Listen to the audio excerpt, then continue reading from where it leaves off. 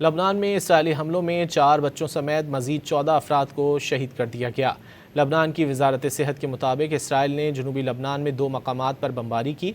सैदा और अल-क़तरानी में 7 अफराद शहीद और 8 ज़ख्मी हो गए।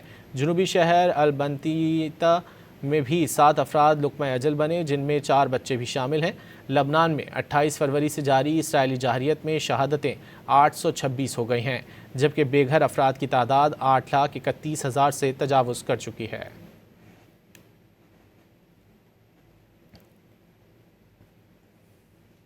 लबनान में इसराइली हमलों में 4 बच्चों समेत मज़ीद 14 अफराद को शहीद कर दिया गया।